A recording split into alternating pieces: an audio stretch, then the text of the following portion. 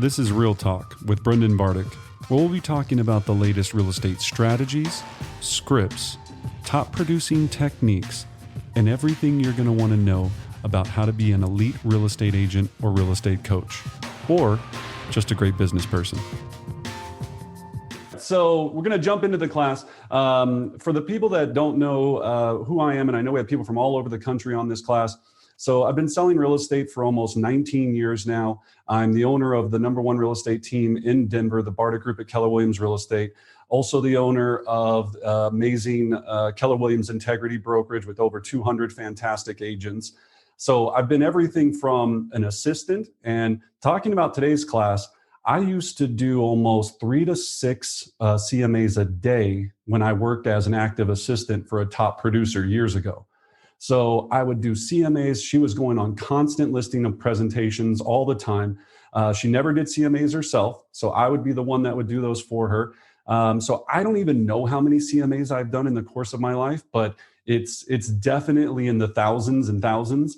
So I should be a good resource. I've been an individual agent. I've been on a team. I've been a team owner and now a brokerage owner. So I've covered almost every facet of the residential real estate game. So should be a good resource for any questions you have today. But other than that, let's jump into the most powerful CMA on earth.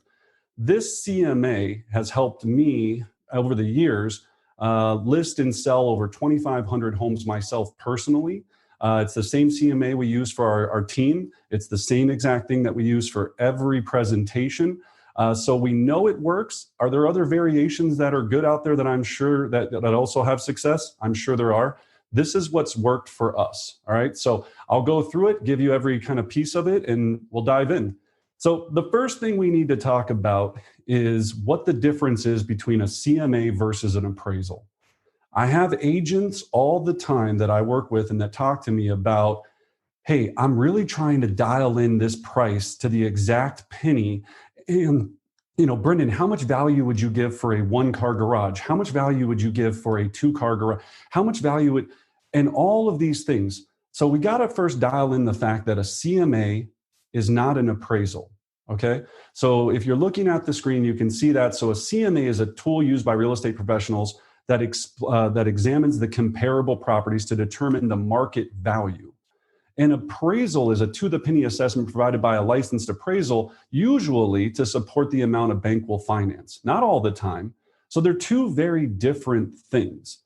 What we're trying to do with a comparative market analysis is, in the best way possible, explain to the seller, the client, what the market is willing to bear for that property today.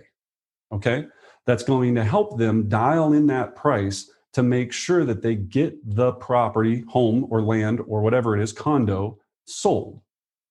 So that's the first piece that we want to dive into. Don't get into all of the logistics of, I need to have this, if it has a hot tub and the other one doesn't have a hot tub, how much do you value for a hot tub? Is that $1,500? Is that, how much do you value for this kitchen versus that kitchen? I'm going to take you through and make this very simple. So when you're talking to the seller, you can make sure that they understand it. They remove their emotion from it. And then that way you can get into a logical discussion of what a buyer would be willing to pay in today's market. All right. So selling factors. Now, I always ask this, and Anna, I think we even talked about this. So yeah. Anna, let me ask you a question. What do you think are the main factors that cause a home to sell? I think if I wasn't in real estate, I would probably think it has something to do with maybe marketing, the agent that I pick, or the renovations I've done in the last year to my home. Yeah, absolutely. The market, the renovations, the agent you pick, all of these is what I hear people say all the time. When in fact, we know what actually causes a home to sell is 2 factors, price Marketing and time. Price. Right. Okay. So price and time. Now, those are the 2 only factors that affect a home to sell. If you price a garbage home that is disgusting and smells like cat pee and all of this, if you price it well enough, that home's going to sell. Number one. Now, if you overprice that same home that smells disgusting, looks disgusting, and you price it overpriced, in enough time, it will still sell, right? It might take 10, 15 years for that price to get there, but in time, it will sell. So once you really understand that the only two factors that cause a property to sell are price and time, then you realize that all of us as real estate professionals, what we're doing is we're providing a consultation to make sure that we enhance that process to get them to the finish line. Okay? So it's the same thing. I could go get my oil changed or I could change my oil myself, right? And I could go ahead and do that, and I'm sure I could figure it out. It would take me hours and hours. It would be an absolute nightmare, and I'd probably screw something up. That's the same thing as far as us being real estate professionals. We're providing a service. We're providing a consultation that's going to help them hopefully make the best decisions possible to net the most money possible. Now, here's some of the other things I always get questions about. Well, Brennan, you don't understand. My marketing is the reason why my houses sell so much. Brennan, you don't understand that my staging is the reason why my houses sell for so much more. I've heard every agent go, what staging causes your home to sell 7% more on average than other homes that are not staged. Who do you think came up with that percentage? Stagers. That's who came up with that percentage.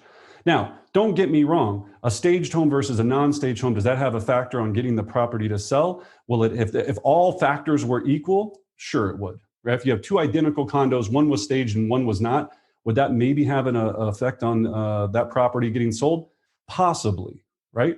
But at the end of the day, I would take any home that's staged and beautiful versus a property that I price correctly to the market, to the demand, and it will outsell that staged property every single time. All right. So that's why this class is going to be invaluable for a lot of you. Is I'm going to teach you these techniques on making sure that when you're explaining pricing strategies to a seller in any type of situation, they completely understand and make it to a logical decision at the end to price it at a price that's going to cause the home to sell. Okay. And so we'll take questions through the entire process of this because I know I'm going to get a lot of them, but that's the whole point. All right. So let's talk about the components of a powerful CMA. Now, the 6 components of a powerful CMA are market stats, so market statistics.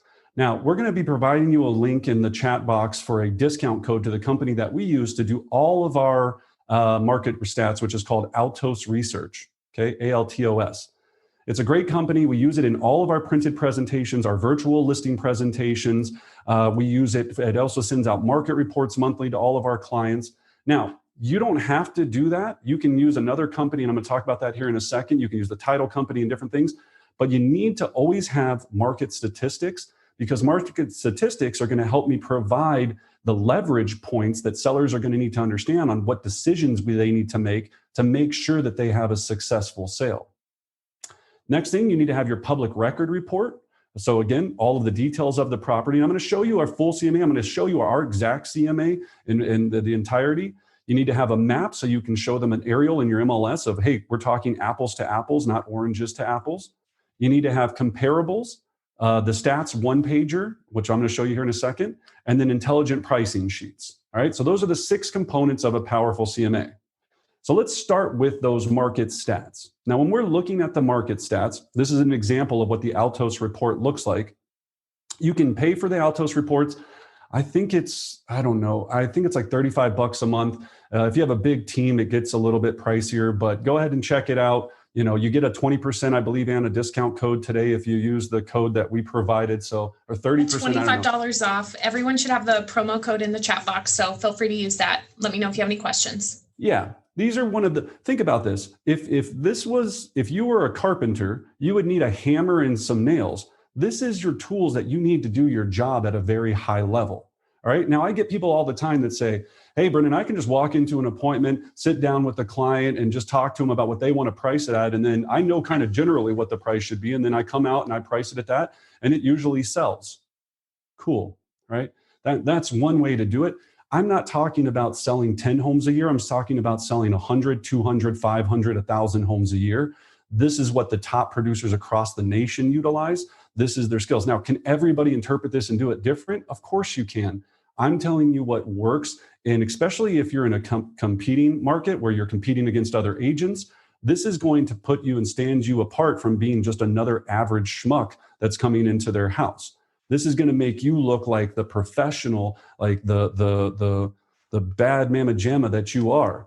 You have to establish that you understand the market. Okay.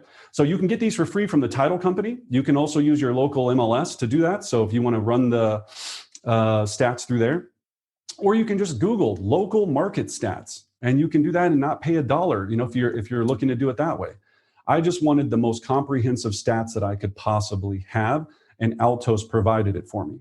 So as you see on this image right here, you can see that the main ones that this covers are average price per square foot, average days on market, all of these things that I'm going to need to be able to explain to people to tell them what they need to expect that's going to happen in the market that could affect the sale of their property. All right. So market stats. Next, what's in your actual CMA? All right. In the comparative market analysis. So we're always going to start, and this is the simple thing. People ask me a lot too, well, Brendan, why don't you use like Cloud CMA or one of these other things? I've walked into listing appointments after an agent was interviewing, and they would have a CMA that was about 60, 70 pages thick. And I would be like, oh my goodness, right? And they must have been there for, gosh, who knows how long, trying to go through a 60 to 70 page market analysis to make the seller understand their home. And then I've also gone into properties where I've gone on listing appointments after other agents and taken the listing. And I go, well, I know you interviewed 3 agents today or 2 agents. So what did they cover in the market analysis? And the seller, you know, they'd be like, well, they didn't bring a market analysis. So they didn't bring a detailed market analysis so you could establish a pricing strategy to get the highest amount possible for the home? No, we kind of talked about some of the comps and briefly talked about it, but yeah, no, they just asked us what we should list the price or what we wanted to list it at, and told us that, yeah, that should work. What do you know? That's not a strategy. That's a prayer. That's a hope. Okay, so we want to make sure that we come in looking sophisticated. And when you do this at a high level, this system is so easy that you can do this in minutes. It's not like it's something that takes all day. I also talk to a lot of agents that are spending 8, 9, 10 hours. They're nervous all week. Their stomach hurts about their CMA. Hey, can you help me with the pricing on this? I'm all over the place on it. That's what I want to help you with. This will help you get past those objections. This will help you in your own mindset to feel confident in the information that you're providing. So, public record report. Okay, got to have that. County tax record, you can also find it in the tax records, depending on where your location is. The things we're looking for is that I need to have the home, the above ground square footage, the finished square footage, beds, baths, last sold date, and price. All right, now pro tip, make sure you verify the square footage and the location during the seller pre-qual. So on our Facebook, private Facebook group, which Anna will have a link in here, we provide you our lead form, which shows you exactly how to do this pre-qual conversation on the phone. So one of the things I'm always asking on that phone call is to verify the square footage. I've got the property up in front of me because I don't want to be comping a 1,000 square foot house and find out that it has a finished basement and is 1,800 square feet finished. That changes a lot of the parameters of my market analysis. So I've got to verify that. The other massive thing I have to dial in is lot location, okay? So if I'm looking at Google Maps, I'm looking at the aerial, I'm seeing what the property backs up to. I'm also asking the seller. So, hey, John, I'm super excited to meet with you tomorrow at 4:00. Hey, I'm looking at the property. I just got a couple of questions here. So looking at the aerial, you do back up directly to XYZ hiking trail, the power lines, the home behind you, the train tracks. And they'll be like, yeah, absolutely. Yeah, no, we do. Yeah, we don't even notice the power lines. It's not a big deal at all. Yeah, we actually prefer the power lines.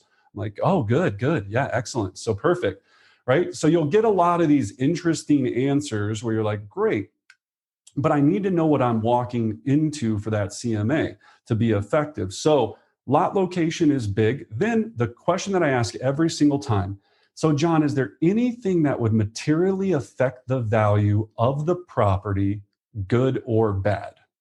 Any updates or upgrades you've done? And on the other side of that, anything you think would be a concern for a buyer? For example, do you new roof, new kitchen? Do you have any structural issues? You have to prompt them some examples because they're like, no, everything's fine. And then you mention one thing and they're like, Oh, yeah, yeah. Actually, we did have the entire property flood about a week ago, and there was mold everywhere. But yeah, we'll be fine, right? You've got to get this information out of them. So I need to know accurate square footage. I need to know condition of the property, and I need to know what the view is or lack of view or location of that property is to make sure I understand what I'm looking at. All right. Now, if you're doing country properties, farms, which I've sold plenty of farms, plenty of mountain homes, then we're talking a different conversation. We're talking about acreage, and we're talking about outbuildings, and we're confirming all of these different things. The list could go on and on. Remember, the most effective listing presentation you're going to have is being prepared with as much information as you possibly can have. So ask a lot of questions. Ask as much as you can. If you can find old photos, look at that. If you can find anything, get them, stock this house like you stock your ex-girlfriend, ex-boyfriend, right? Like look up everything you possibly can to find out about what you're walking into. All right. So make sure you know what you're walking into. Cool. Now, in every MLS, you should have a page that looks just like this. I know it varies from different counties and states and countries, and I know we've got people here from all over the world. So if we're talking about that and looking at this, you have somewhere in there a map page. So we're just going to show them the actives, under contracts, and pending properties that are currently available that are comparable to their property. I'm going to talk to you in a moment how I select comparables.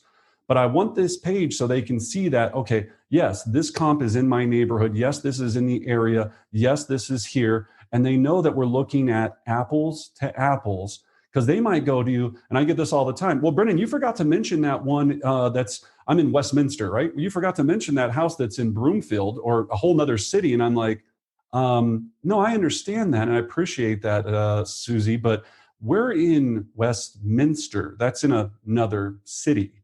So when we're looking at comparables, unfortunately, when unless we find a cash buyer, the buyers, and even then they're going to do an appraiser, the appraiser is going to go and look at all of the comparables in the area, and they're going to use the top 3 comparables that were closest in location, style, and size to your actual comparable to value that property that have closed in the last 6 months. So everything I do with my clients, Susie, is to make sure that not only do we price the property, but we price the property so it appraises and you actually sell so you can get to Arizona, enjoy the grandkids. Does that make sense? Okay. So that's what we're doing here, is making sure that we stay away from, fantasy land and stay in the realm of reality. That's the big piece we've got to focus on. Okay. So this also shows any difference in location. Now, if I'm in a golf course community and one property's on the golf course and on the map, the other property is sitting there backing up to another house, is there going to be a difference in price? Of course there is. Now, you might be thinking to yourself and asking yourself, well, Brendan, are you going to tell us what that price difference is? Yes, I'm going to explain that as best I can on how you explain that value, but it's not as complicated as you might think. All right. So now, Brendan, comps. Before we move on to comps, our friend Kim Harp has a question about public records. So what if the public records are significantly different? How do you go ahead and get that changed? Well, if you wanted to get it changed, that would be the first thing. So a lot of times if the square footage is smaller, then the seller is saving money on taxes, and that's totally fine. What you have to do is make sure that whether you have building plans, this just came up. I just sold a house, literally. We were under contract at $1.5 million. The house, the appraiser came to measure the house, and public records said that this house was 7,000 square feet. The house ended up being 5,500 square feet. There was a 1,500 square foot difference in finished square footage. It was like another house wasn't accurately, depicted in there. And so, went through the whole entire process. I had to go through all of this, measured it, brought in another person to measure it. So remember, with square footage, the seller is saying, hey, look, either we're verifying off of public records that this is what the square footage is, buyers to verify all measurements, as we all know, right? But if you have building plans, measurements, anything like that, you can always provide them. If on the other side of that, if your house is way bigger than what the public records say, then of course you want to promote that and say, look, here are the building plans, and here's all the measurements we have. But Mr. Buyer, please feel free to verify yourself, right? That's all we can do is have the buyer verify. So yeah, square footage questions, and these come up all the time. Again, verify it yourself or get it measured. That's all we can do. All right. All right. So comps. So as you can see here, when we're talking about comparables and we're looking at these images, okay, the reason we're looking at this is we've got so anytime you're putting together a very powerful market analysis, you want to keep it simple, very, very simple. So I'm always trying to find the 3 closest actives, if available, listed lowest price to highest price that I'm going to put in my CMA. So 3 actives, lowest price to highest price, then the 3 under contracts, if available, lowest to highest, and then 6 closed, lowest to highest. Now, the closed by far and away are the most important part of this market analysis. Now, if there's not actives, then you can't use actives. If there's nothing for sale and there hasn't been, don't pull some random comp. If there's nothing under contract in a general area that's within 500 square foot of the property, and I'm going to talk about square footage here because this isn't a golden rule. When we talk about pricing, there is no golden black and white perfect rule. What you have to think about, and here's what I think about all the time, is I'm going into a courtroom to defend my case to this jury, and I'm going to show them, just like in a courtroom, everything why they should, be like, hey, not guilty or guilty, depending on how you're going in it. And I'm going to provide them with the best information to win what I feel is the price that's going to cause this home to sell in the next 30 days. That's the case that I'm going into every day. So what I'm trying to do is provide simple, logical information to provide to the seller, to the jury, to make them get to that decision. And as you know, with attorneys, the people that get paid the most money do this at the highest level, right? If I'm a public defendant and I'm not really good at what I do, I'm not saying public defendants are not good at what they do, but if I'm not, Johnny Cochran or one of these guys out there doing all this, they get paid for doing the same job as other people do at 100 times different because they're very good at explaining things in a logical manner to get to a decision. So what we have here is with comps is the actives are fantasy land. That's why we have the picture of Disneyland. So that's what sellers are hoping to get, dreaming to get, that we don't know what the heck's going to happen. You could price a property, I hear people say all the time, well, the other one's listed for sale at XYZ amount. Yeah, it's listed for sale. I could put my car for sale for $600,000. It's probably not going to sell for that, but I could do it. I could list it on Craigslist for that. It'd be super fun. Not going to do much, right? So that's fantasy land. Under contracts are the pulse of the market. So this is telling us what is happening right now, but we're not quite sure where these properties are going to close out because they're under contract and not closed. And then we have welcome to reality, closed sales. We know that money's being exchanged, we're done and dusted, and everybody is going to, move away from this knowing that those numbers are exactly right. So you've got reality. Now, when you're trying to pull together those comparables, so easiest way to do this, you're in your MLS, you're looking at this, you're going to put in your parameters, and first, you're always going to start small and then go out, all right? So you might start with 500 square feet in a radius of whatever the neighborhood is, depending on, and gals, this, if you're doing a CMA for country properties versus city properties versus condos, yes, there is a lot of different kind of techniques in this, but just think about it logically, right? If I'm in a neighborhood, I'm going to start with the closest radius to the property to try to obtain 3 actives, 3 under contracts, and 6 sold. So then I'm going to start to increase my radius and slowly start to move out, but not going outside of a common sense neighborhood, right? Not going to do that. And then I'm also going to stay within 6 months, just like an appraiser. So at all costs, I'm going to try to stay in within 6 months. And then on top of that, I'm going to try to stay as close to above ground square footage as I possibly can. Now, here's the thing I always get a lot of questions on. Well, Brendan, the finished square footage of this one house is 7,000 square feet, and it's 3,500 up, and the other house is 3,500 up, but the finished square footage is 5,000. How do you make up that difference in the finished square footage? Well, this is what we're going to show you on the single line stat pages. It just comes down to averages, statistical averages, and then common sense. Okay. So I'm going to break some of those processes down for you so you can have those pricing objections and answer them very simply. Okay.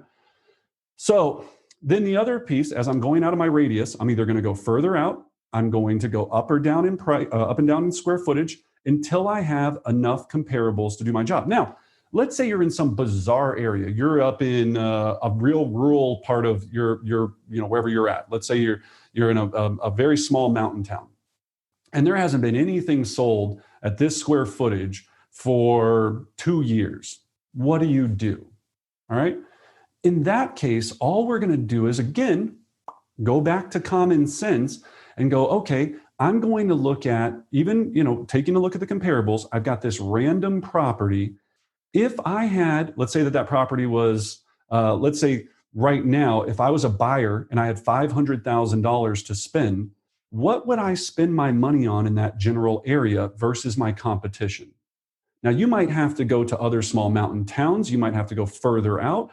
But all you're doing is explaining to the seller, going, look, I know you want to list the property at $700,000, but there's this one that's currently available for sale that's been on the market for 300 and some odd days that currently right now are listed at $500,000. So, Susie, using just basic kind of logic, how could we possibly get your home to $700,000? Okay. And we'll talk about that strategic pricing conversation here in a second. So, and then the last piece is to make sure you're talking tri-level to tri-level, ranches to ranches. If I'm doing a market analysis, do I sometimes have tri-levels, ranches, and bi-levels in there? Absolutely. But I try to not do that. And if anything, I'll also do a separate little line item one of just what ranches we're comping at. If the property is a ranch, a separate line item one of what the tri-levels we're comping at, if it's a tri-level. Because what I want to show is that oftentimes in neighborhoods, tri-levels are going to sell traditionally at a lower price per square foot than ranches or traditional bi-levels. So if I'm going into a tri-level comparative market analysis, I need to be able to show the seller that, because they're looking at the house 2 doors down that's a bi-level and they're going, well, that one sold at 500, Brendan, but you're telling me 450 and I'm the same square footage as the bi-level. Maybe somebody will just happen to like the tri-level. Well, Susie, I can completely understand that thought process, but here's what we know. I looked up all the tri-levels in the area, and when you see the last 3 that sold, they sold for $250 a square foot, and all the bi-levels sold for $300 a square foot. So you see that in the eyes of the buyers, unfortunately, this floor plan, this way that this home is structured, is not as appealing. So if you price it at that bi-level home, all that's going to happen is that you're going to waste a lot of time on the market. The property then over time is going to, be a depreciating asset. Ever since the first day we list it, it's going to go down and down and down. And then you're going to end up getting low ball offers well below the number I'm telling you today, or what the number that the market's telling us today. So what would you like to do? Okay. So we've got to make it common sense. All right. The most powerful page in your CMA, the single line. Yep. Sorry, I know you're on a good train of thought here, but I want to make sure that we answer Terry's question. She always has good questions. She asks, you use sold within the last 6 months, but if an appraiser uses them within the last 3 months from when they were there, how do you explain that to the sellers? If the appraiser uses them from the last 3 months they were there. I'm not sure I quite understand the question. When the appraiser goes out and they're measuring the house, aren't they using comps within the last 90 days from that date or from the date you went under contract? But when you did your CMA, which might have been several weeks or a month prior to that date, and you're using 6 months, so you could have some that are 3 or 4 months older than what they're using. Correct. Yeah. Well said. Yeah. So now I understand the question. Yeah. So what she's saying is we could be on the market a month or two before we go under contract. Those comps have now changed over the last 6 months because now our comps could be 8 months old. Is that what you're saying? Yes. Okay. So if we're looking at that, then all that comes up in that conversation at the time with the appraiser is looking at when the property goes to go under getting appraised. Then yes, we can't use those comps that have now gone expired past that point. We can only use the most latest comps to be able to provide for that appraiser. So again, what market value happens in real time. All we're trying to do with the seller is provide them with the most accurate pricing strategy to get them the highest price possible at that time. We don't know what's going to happen in the future, and we can't, right? We have no clue. People were thinking their price was going to be something totally different between once COVID-19 happened, and then boom, something like that happened, which I tell people all the time. I go, you don't know what's going to happen in the future. Here's where we're at right now. Let's make some logical decisions based upon what we know, not necessarily on so much speculation of the future. Now, you can use market stats to help speculate on, traditional seasonalities and all of these things, but I try to stay right now talking about what we know. Just the facts. Here's the facts. Boom, boom, boom, boom, boom, boom, boom. All right. So the single line stat page report is the most powerful page in your CMA because it removes the emotion from the conversation. Almost every MLS has this. If you can't figure out how to do this in your MLS, I've seen people do this in an Excel spreadsheet. I've seen them, cloud CMA. I've seen it a lot of different ways. But the single line stat page is the easiest possible way to do this. And when you look at the comps side by side, and you've got your 3 actives, your 3 under contracts, your 6 solds, what we're really dialing in on is looking at average days on market, finished above ground price per square foot, above ground square foot on average, and then finished price per square foot averages. Okay, we don't really mess with the total that, and depending on your MLS, that we just don't really need to worry about that number. That includes unfinished mechanical rooms sometimes and all of that. Above ground finished and price per square foot finished. Okay, so if you look at those 2 numbers and we're talking about pricing, we first start out with the active. So when I pull out the stat page and it's all bound in my nice CMA, when I'm showing them that, I go, okay, now we reviewed all of the comparables. And if we go back to this, right? So I go the 3 actives, lowest to highest, 3 under contracts, lowest to highest, and then the 3 closed sales, lowest to highest. As I'm going through those comparables and I'm reviewing each one with them in detail, I'm also asking them throughout the conversation a simple thing. If I'm looking at certain homes, I go, okay, great, especially on the closed sales. So with this property at 123 Elm Street, Susie, do you think that your home is comparable to this property, better than this property, or not quite as good as this property? It's a simple question to ask them on all 6 comps. And then you'll hear every story under the sun. Oh my gosh, I know that property. That was John and Elizabeth. They got a divorce. They had to fire sell that house. She was cheating on him. She was all over town being a little hussy. Everybody in the neighborhood knows about it. So that's the reason for the sale. And you're like, okay. Especially if they know the neighborhood, every story has some reason why it sold for $100,000 less than their property, right? There's some magical reason why that happened. And they're going to let you know.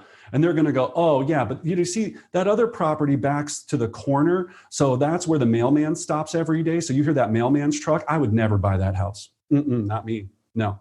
Ours is way better than that. So you're looking at those things and you're just going, you're always agreeing. Okay, I appreciate that. Excellent. Okay. And you're just making mental notes. So when you get to this stat page, now we can take away the emotion from it and go, okay, look. So based on the 3 actives, the average price per square foot is at X. The finished is at X. They've been on the market in average days of X, and this is where the pricing's at.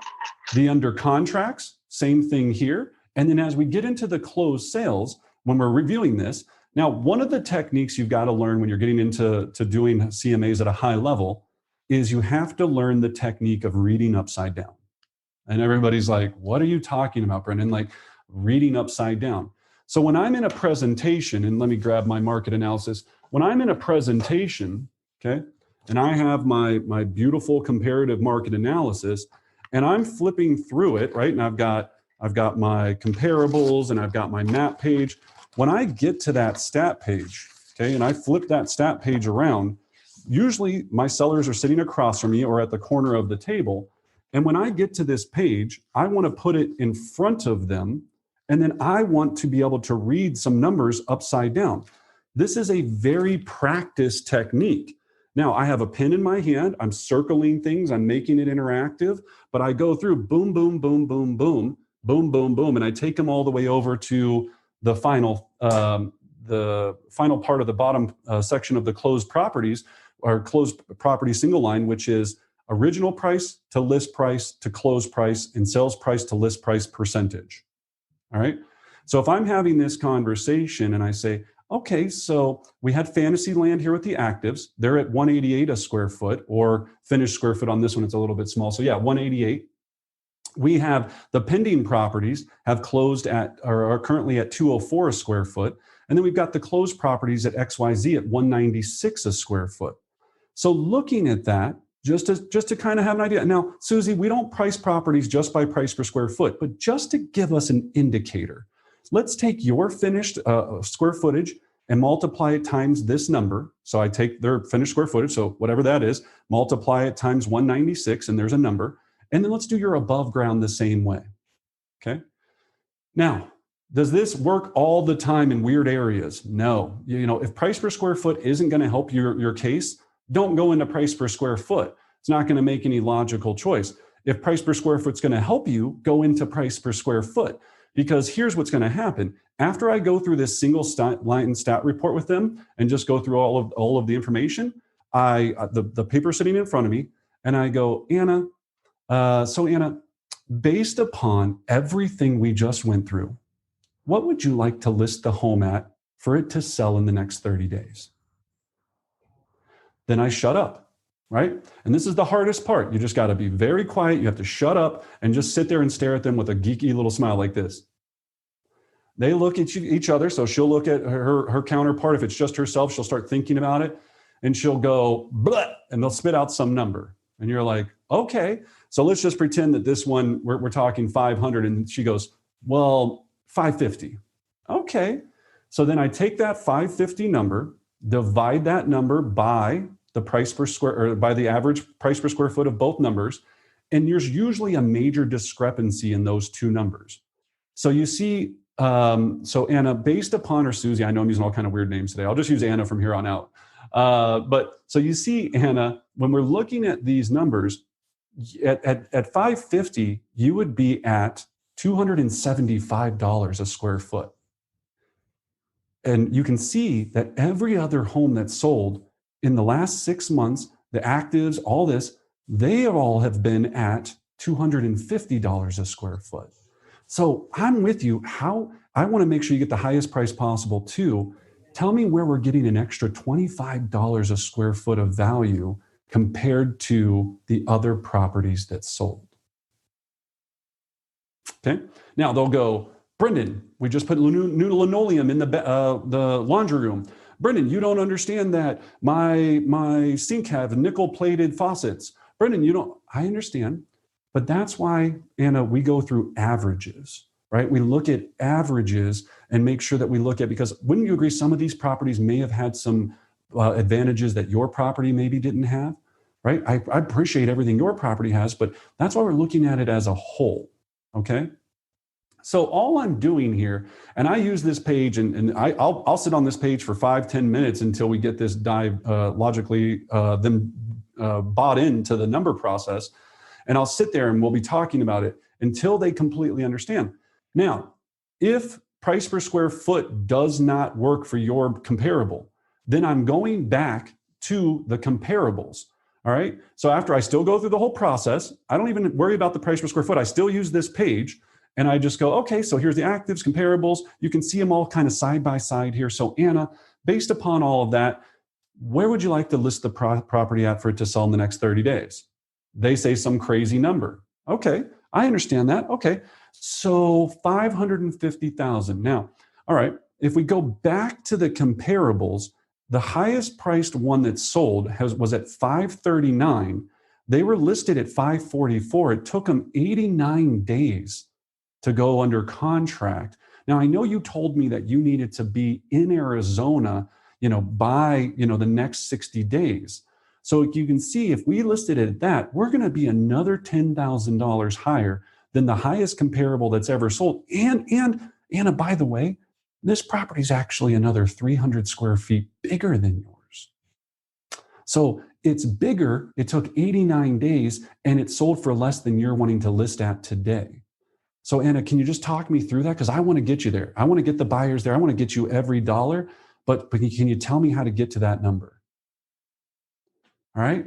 And you have to do this for every comp. And that's why when you're going through your closed comps, you're saying better, the same, or same, better, or not as quite as good, right? Because now you're gauging them. If they go, hey, somewhere in there, that property is very similar to mine. It's very, very similar to mine in so many different ways. Then you can easily flip back to that property and be like, okay, let's go through that property then, right? And you just kind of, all right, let's take you through it. All right. So the single line stat page is probably the most powerful tool. Now you're going to start getting, this is where we start getting into pricing objections and maybe pricing questions and all kind of things. So when we do that, we have two charts that we're going to provide on our private Facebook page. So Anna will have that link posted, which is called the intelligent pricing chart and then our intelligent timing chart. Now, this is a simple chart that I've been using, I think, for 15 years now. And I don't even remember where I got it. I got it from, I think, some old school Coldwell Banker listing presentation from years ago, but it's been that good to me. And you can almost see how it's kind of still fuzzy. And this is on a PowerPoint, but the principle of this works so perfect. So they go, you know what, Brendan, you see what we want to do is we want to list at X, 550 and market values at 500. I go, okay, well, we just looked at the price per square foot and the market value based upon everything brings us in on market value about 500 grand. So if you look at this intelligent pricing chart, Anna, if we list at, and you go XYZ number, we're going to be 15% above the asking price of where market value's at, which means we're going to lose up to 30 to 40% of the buyer pool that would be interested in your property. Now, you don't want to lose any interested buyers, correct, Anna? Yeah, no. I know you don't, right? No one does. Now, when I'm writing on this and it's upside down again, and because I read upside down and I practice that skill, I'm circling the top. I go, we don't want to be here and we don't want to be at the bottom of this triangle. We want to be in this real nice fat center part because that's where you get the highest priced amount for your home. Does that make sense? And then they look at you and they go, mm-hmm. Now they're still angry in their head because they're like, I want this number because if I get this number, then I get to buy this in the new property. They're still based in emotion. I want this number based upon this. So they may not be in love with this idea, but they're getting it, right? They're going to understand it. Now, the second thing, so now here comes their second objection. Well, Brendan, can't we just start a little bit higher and always come down later? Can't we just do that? Like, what's the harm in that? Why can't we start at 550 and if there's no buyers, we just drop the price? Okay, then I take them to my favorite intelligent timing chart. So, Anna, as I know you're aware, the most activity we're going to have on this home is in the first 2 to 3 weeks that we're on the market. Heck, sometimes it could be in the first weekend. After that, based upon where the market's at, we become stale potatoes, right? We become old news. We become not that interesting. And you see the activity will drop off dramatically after that. So by week 6, 7, or 8, and I always draw on the paper with my pen, I draw another bump over week 7 and 8, and it's not as big as the big bump. And I go, even if we did a price adjustment by week 6, 7, or 8, we would never get back to that original activity that we had in week 1, week 2, week 3. Now, you do want to get the most money possible, correct, Anna? Yeah, of course you do, right? I know you want every single dollar out of this.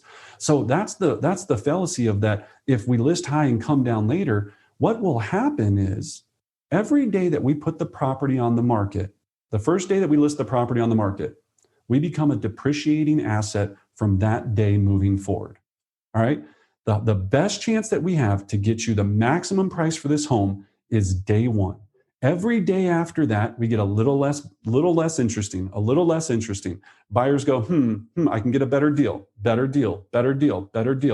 And as we start to fall, then like I said, if we do a price reduction, I was looking at this, I go, it's like doing the cardiac arrest. We're trying to pump life back into this dead body to bring this property back to life, but it's never really the same. right? It's just not the same, right? You're just not the same. So Anna, let's do the right thing. The market is telling us to list the property right now at $500,000. Okay? That's it.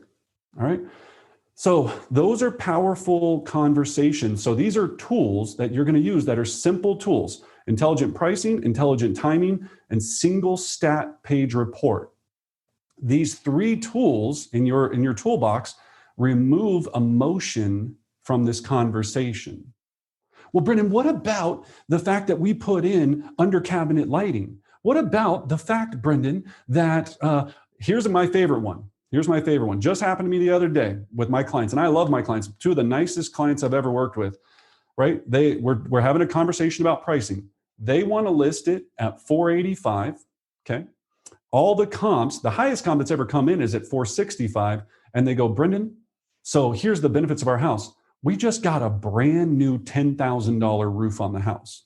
$10,000 roof, Brendan. So again, that should easily put us at $475. And then we put the under cabinet lighting, we put this, we put that, we put this, right? All of these things. And I go, okay, with the roof, all you did was replace something that was deficient and broken on the house.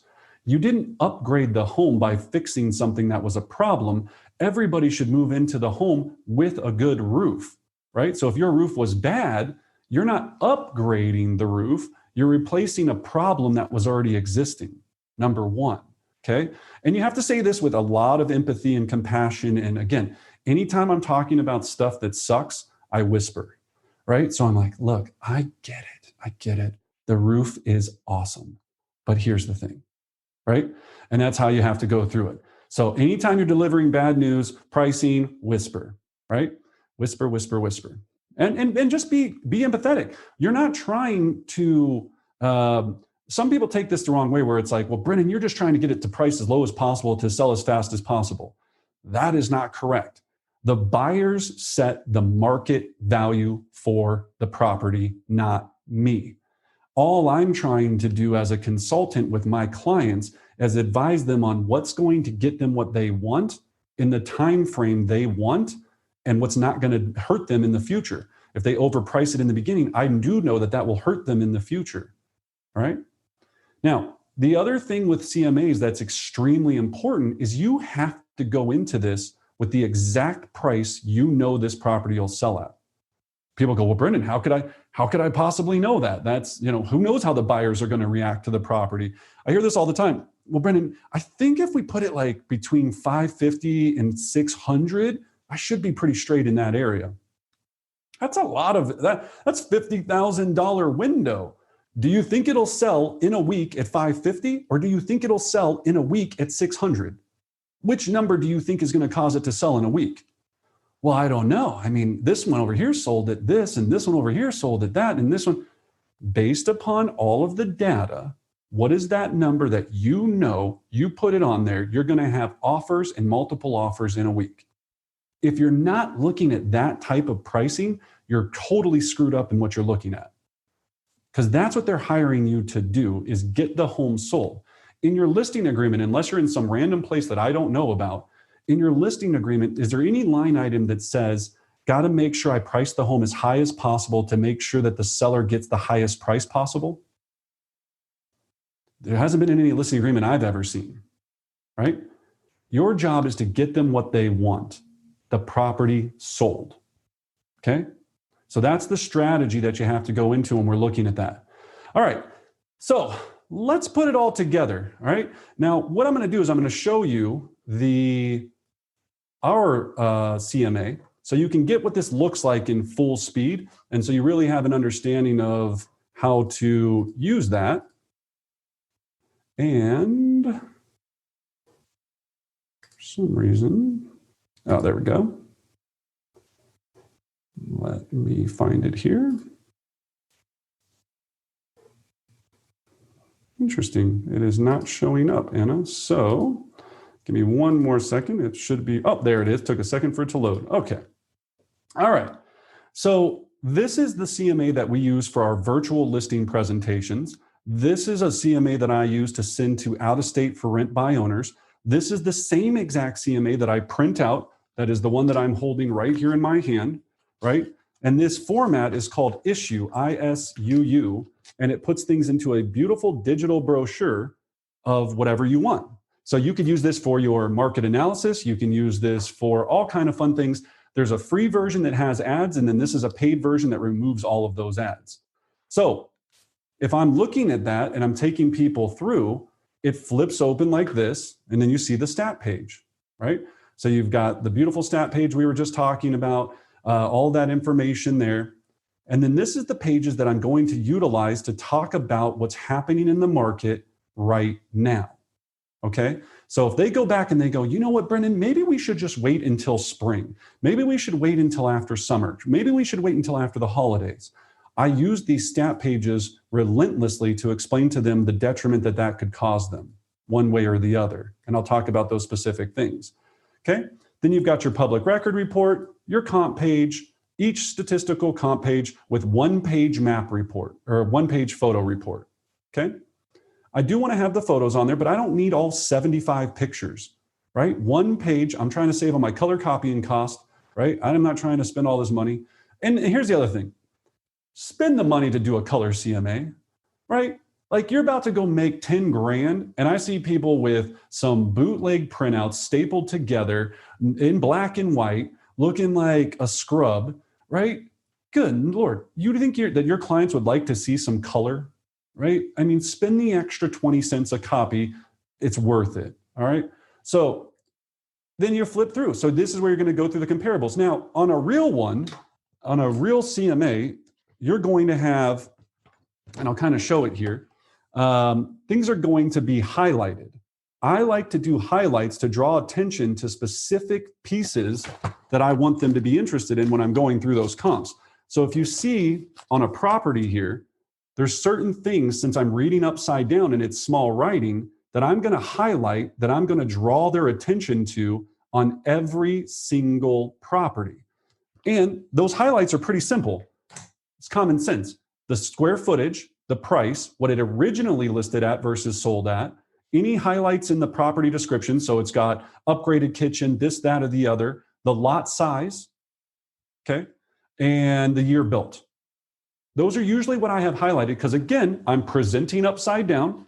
I'm reading upside down. They're sitting across from me. And those highlights just make it a lot easier to represent that information. Now, after you do this a few thousand times, it'll be like breathing, right? You'll just be like, da, da, da, da, da. You can read upside down. You're amazing. And I've won so many listings just because they were impressed by how I did the CMA.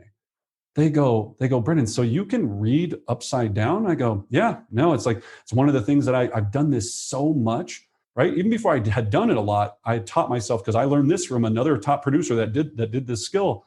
And I go, yeah, I've been in so many homes and I've met with so many sellers, just like yourself, to advise them on how to get the highest price possible for their home. I actually just learned this skill.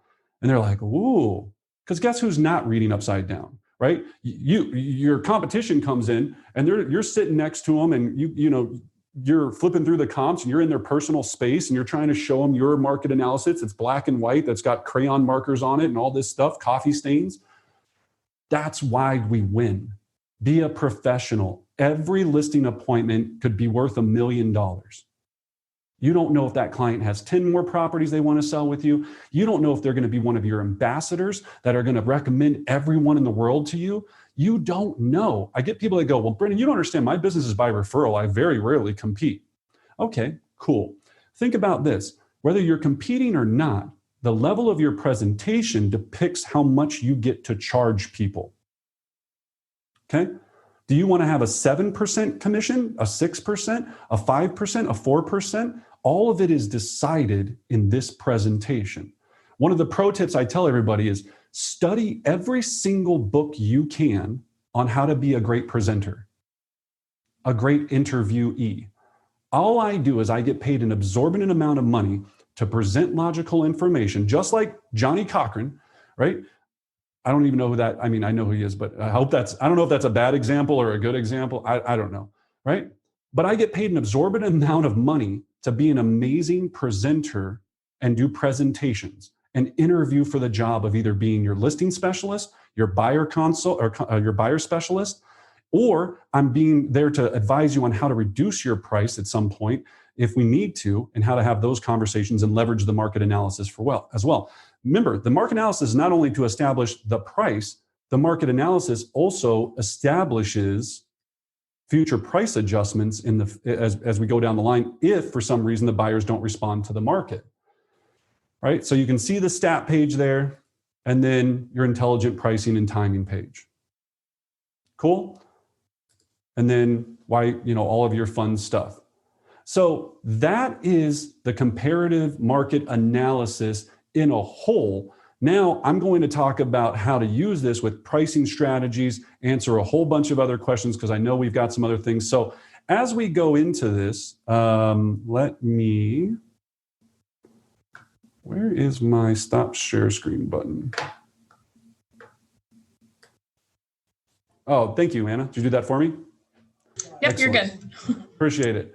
All right, so back to celebrity squares. So we're going to take a little second here to talk about this. So feel free to unmute yourself. And what, I guess, ahas have you had, thoughts, questions? Is this any different than how you're doing it?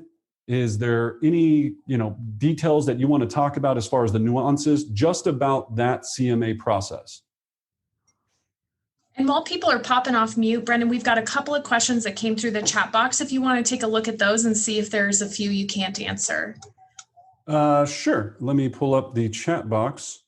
There we go. Okay. So Zach asked, how do you respond when there are zero actives, inventory is low, and you feel you can push the market a little? Do you still price it a little higher? Great question, Zach. So if there's zero actives, meaning that we have low inventory and we're really driving the price, the only concern that I have about what he just said in there is, do you feel you can push the market a little, right? Do I feel? So nothing I ever do is based upon feelings, emotions, my thoughts, my opinion. It's if we price it at this price, Mr. Seller, we know that the buyers, you'll have multiple, well, more than likely, if the buyers respond well enough to it, you'll have multiple offers, which are going to do a couple of things for you. Number one, eventually get you the best price possible. Number two, it's going to give you the best terms possible because you're going to see people removing appraisal conditions. You're going to see people increasing earnest money. You're going to see people doing this. So Anna, when I'm presenting, when I want to get you the highest offer possible, it's not only about the price, it's about the terms. Okay. So if we're in a low inventory market and I price the property to sell at market value, you're going to get better offers.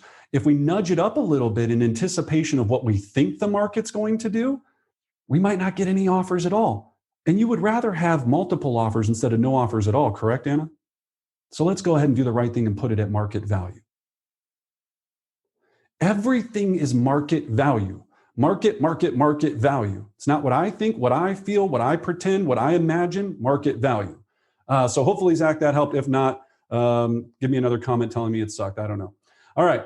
And then, has Brendan ever done adjustments in his CMAs adjusting for a 3-bedroom to the subject to a 2-bedroom, for example?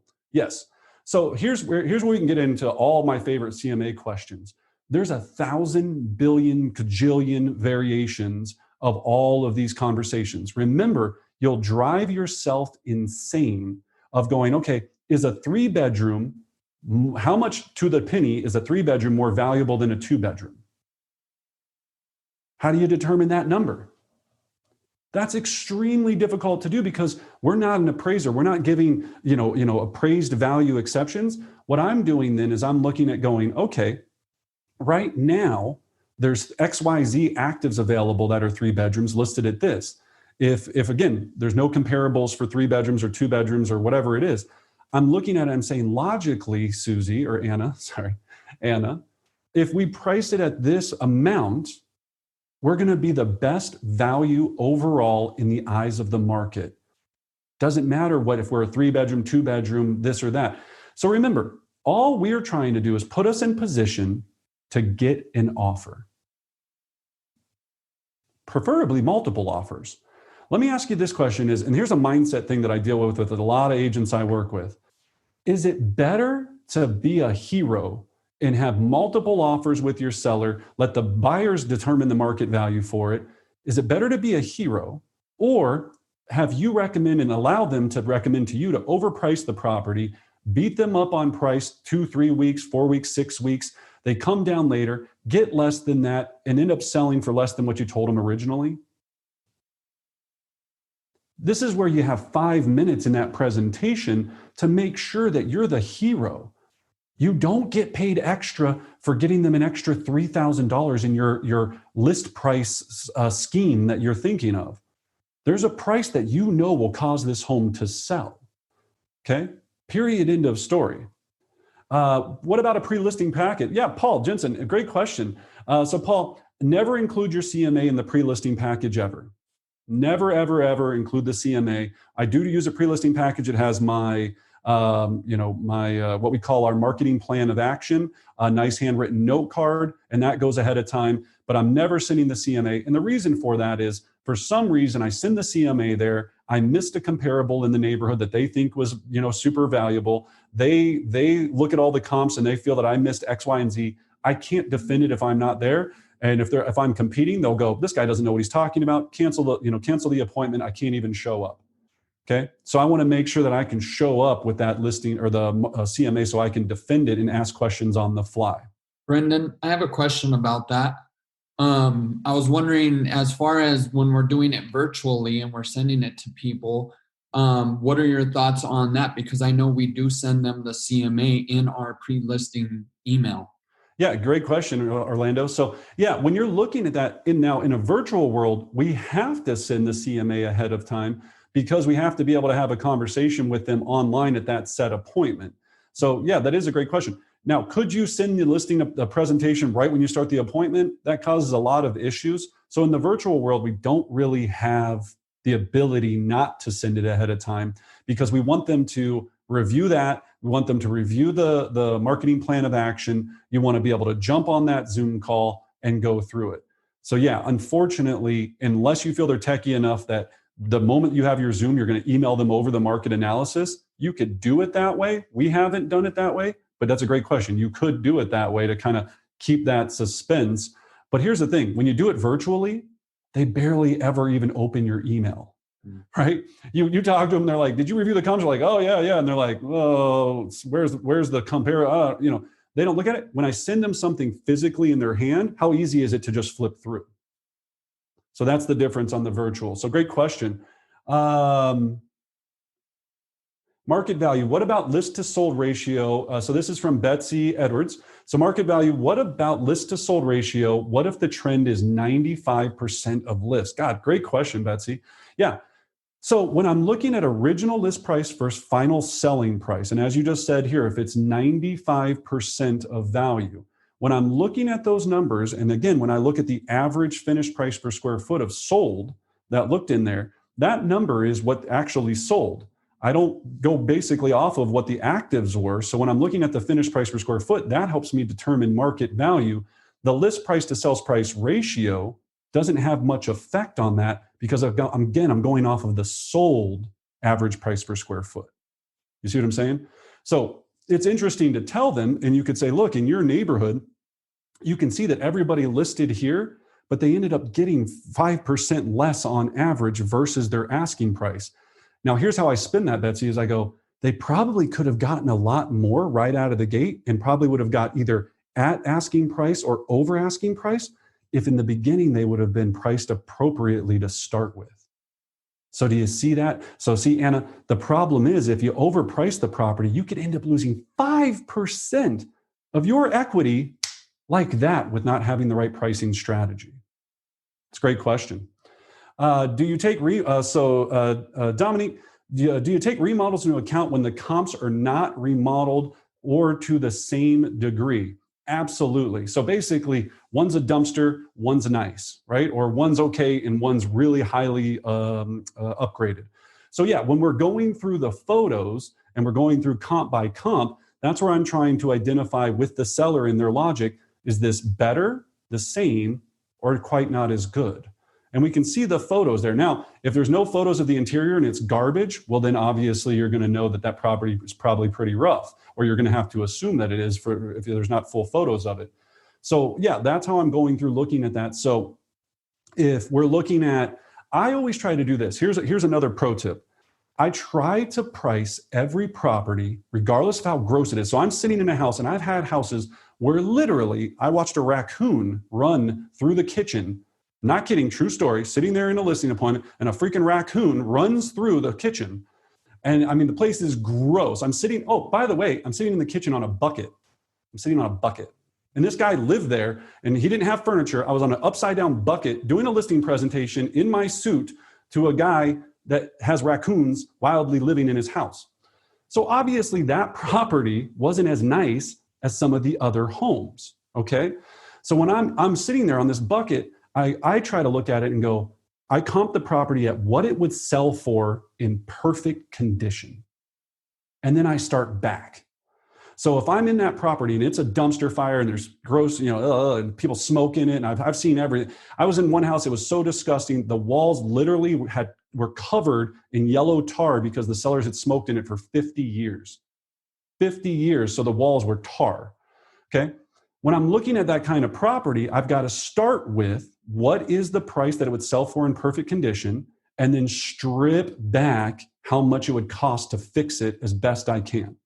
And I use broad numbers. It's not like, hey, whatever you think it is, it's worse. So if it needs a full kitchen remodel, 40 grand. If it needs this, a 50. If it needs this, 100. And I'm stripping it back. And then I also have to explain to the seller that when I strip back those numbers, it's not only what I'm stripping back in the price, but somebody has to buy that house, then do all the work for that 100 grand, and then put all their time and effort to it and either resell it and make a profit or some point. So sellers always go, they try to logically go, well, it needs 100 grand of work. So if the comps in perfect condition are at 400, I should be at 300. No. You shouldn't be at 300. You should be at 250 because you still have to do the $100,000 of work to it. The person that's buying it has to put all their time, effort, and risk into it. And then they need to resell the property at some point. So that's hopefully going to help with remodels. What are your thoughts? Make sure I don't skip any, because a lot of them. All right. So D, do you look at newer roofs in description when looking at values of comps? No, I could care less about roofs. I've never thought about a roof in my entire life, looking at any comps.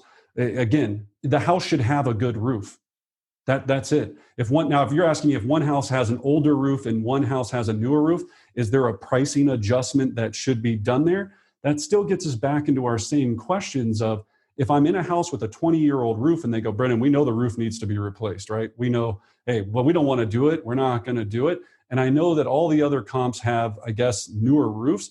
I don't really look at it like that. I just go, okay, look, we're going to sell the house. They're going to do inspection and be prepared to do a concession for the roof or replace the roof once we get to inspection. But right now, people that's showing up to the house aren't going to jump up on the roof to make their offer or not. They might look at it and say, hey, look, they make their offer dependent upon having it have a new roof. But that's how I look at it, not as one has one does not. Would you wear a suit or tie or so D? So I skipped sorry. So Pete, do you or should you do line by line adjustments when doing a CMA? So do you or should you? No, never. Never do line by line. Remember, you're not an appraiser. You're showing them average market value. And here's the easiest way to think about this. Let's say that your sold comps aren't really helping you out too much.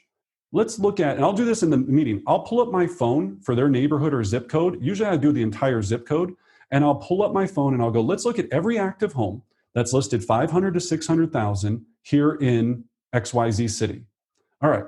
So you see that. Now you see all the square footages. If we were listed at this price, at our above ground square footage, we would be the number 17th best overall value.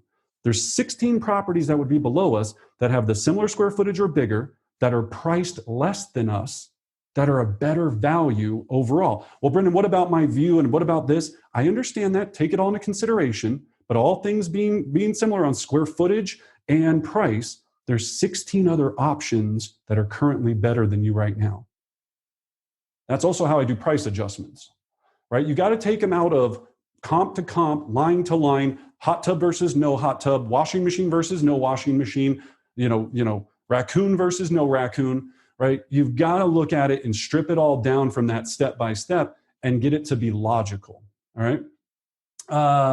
Okay. So let's go to Pete. What are your thoughts on pricing the house below market value to drive up the price? Okay. Yeah. So remember on our pricing triangle, right? If we price it below market value, we know that we're going to get more offers and create a bidding war.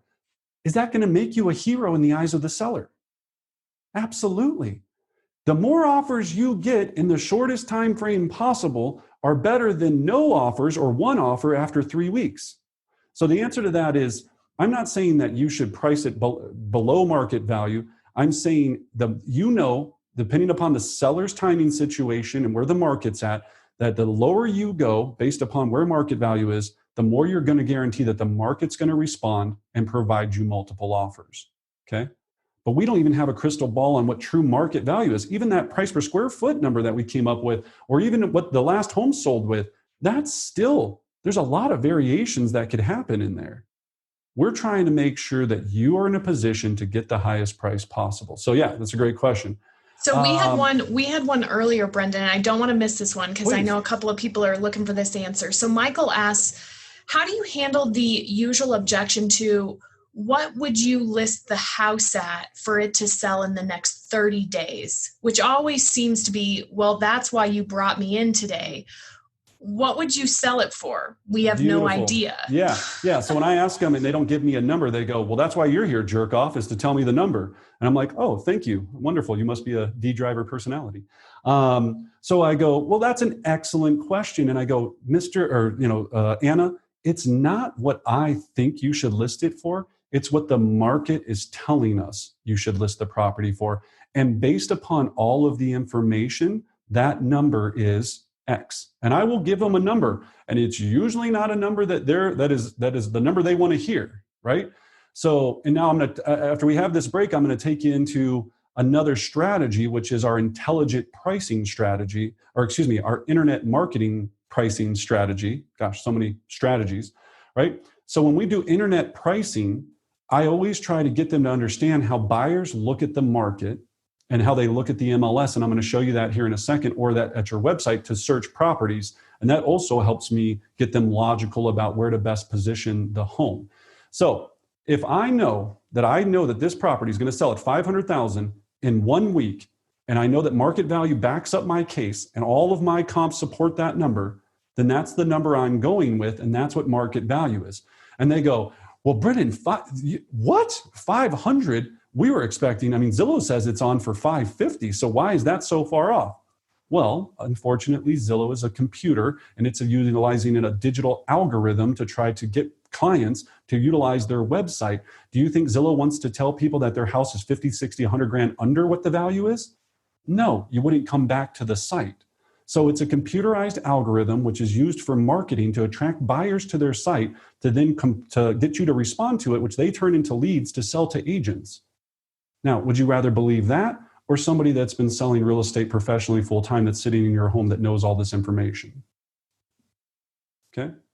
So we've got to strip that back. All right. So now, I hope that answered the question. If not, let me know. What are your thoughts on pricing the house below market? We talked about that. Would you wear a suit or tie for women dress suit heels when going to a seller in blue collar neighborhoods? Absolutely. Absolutely. So for years, I got so many listings from being in a suit and tie. And again, as I just said, sitting on a bucket in a suit and tie with a raccoon running by, right? That helped. And it was gross. And I had to, get my dry cleaning done after that in the entire house. But that representation, I would always get this answer. I'm going with you, Brendan, because you seem to be the most professional. All things being equal, you know what? I used to hear this all the time too. I really liked Catherine. She was super nice, really enjoyed her company. She was wonderful. But Brendan, I need every dollar out of this. You just seem a lot more professional and a lot more energetic and a lot more aggressive. And I need every dollar. So we're going to go with you.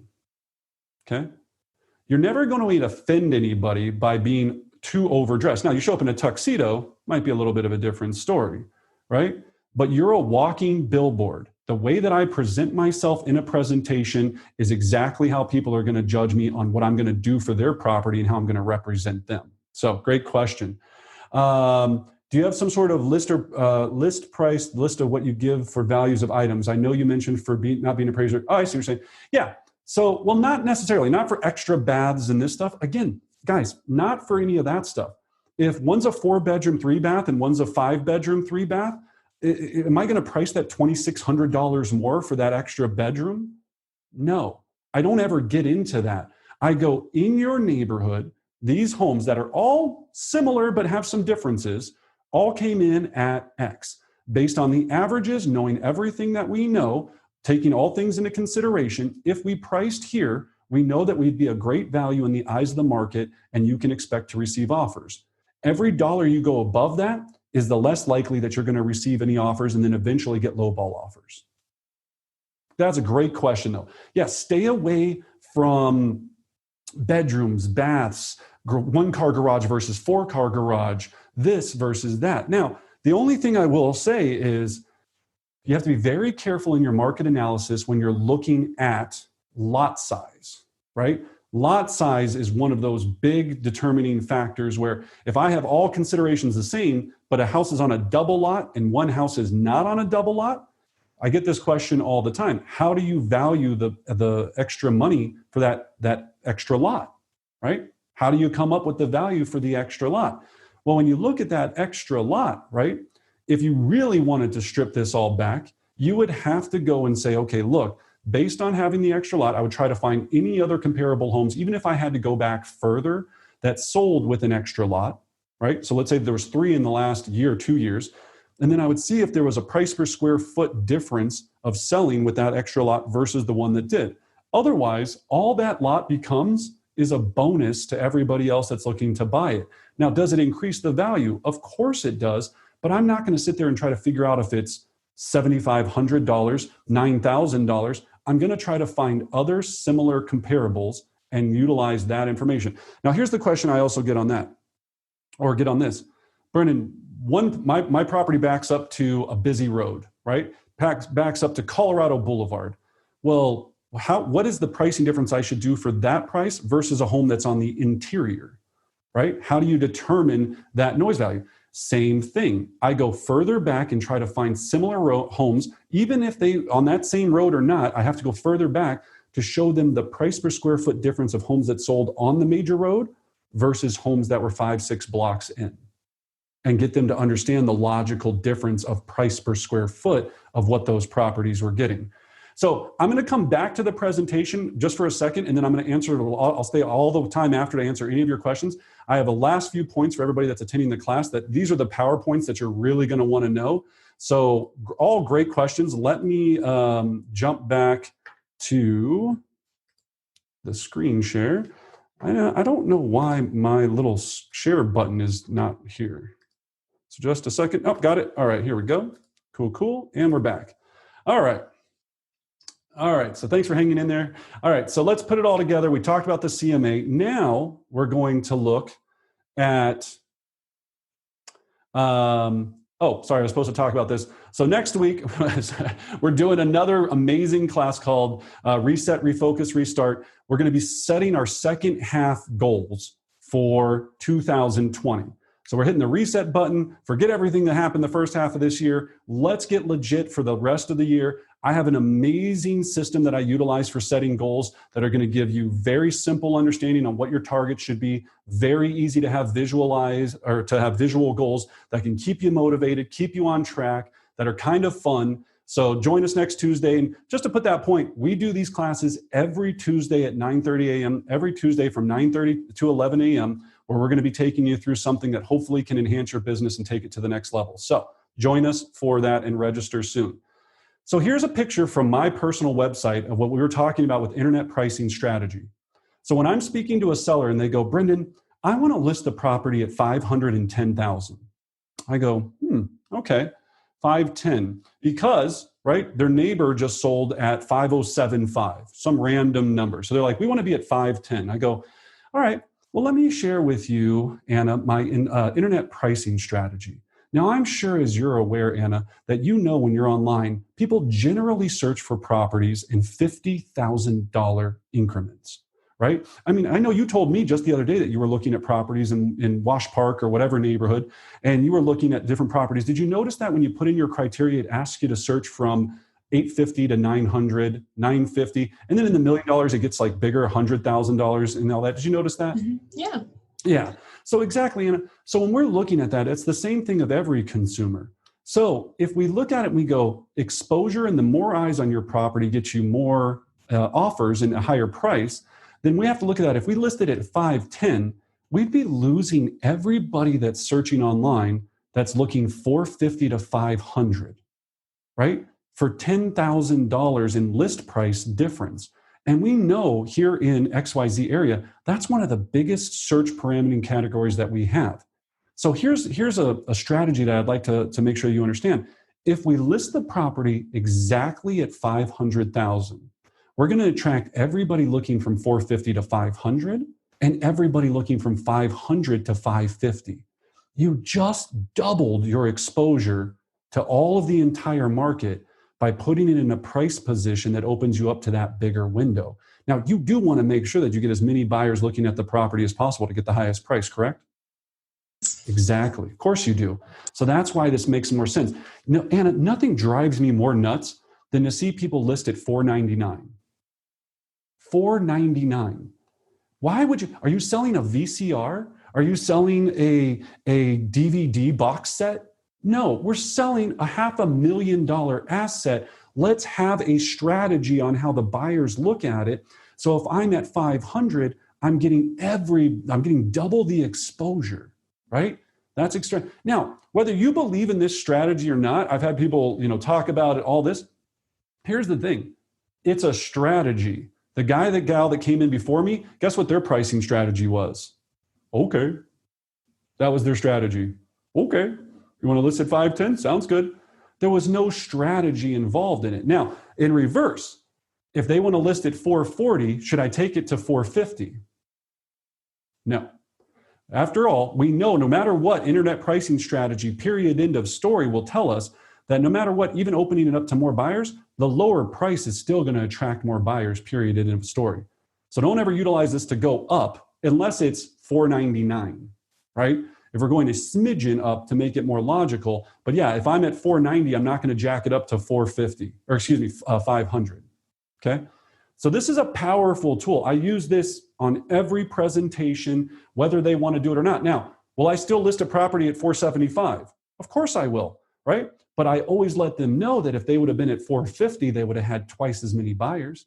So guess what happens when I get to the first price adjustment conversation after the initial weekend? Hey, we didn't have the showings that we expected. We didn't have the people there. You had 3 people come through the home, no offers. Remember that pricing strategy I was telling you about? It's because we're $25,000 higher than that pricing strategy. So what would you like to do? Okay. All right. Pricing objections. Whoop, almost fell. So Anna, let's just do this because I know that, when we do scripts, Anna, how many times have you ever used scripts? Twice. Yeah. Not very often, right? That's why I think the script is amazing to show you how powerful this is if you learn it. So Anna's going to be the agent. I'm going to be the seller, and I'm going to go through this objection with her. So Anna, you know what? Why don't we just list the price high and come down later? Brendan, I can appreciate you want to list high, but unfortunately, we know the most activity we will see on your home is in the first 2 weeks. So if we list above market value, we miss out on the first 2 weeks of excitement. And by weeks 3 and 4, we'll be attracting the bottom feeders, forcing us to do a price reduction. You do want to net the most money possible, correct? Yeah, we need every dollar.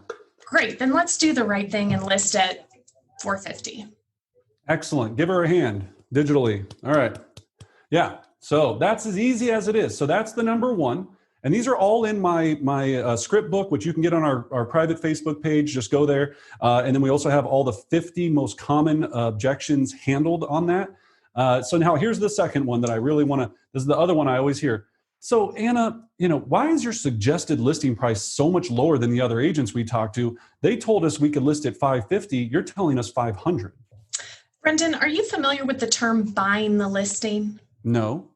No? Okay. Here's what it means. It means another agent is going to tell you a much higher price to make you excited, to make you want to list your home with them. And then every week they're going to come back and beat you up for a price reduction to bring it back to market value. You do want to net the most money possible, correct? Yes, of course we do. Yes, of course you do.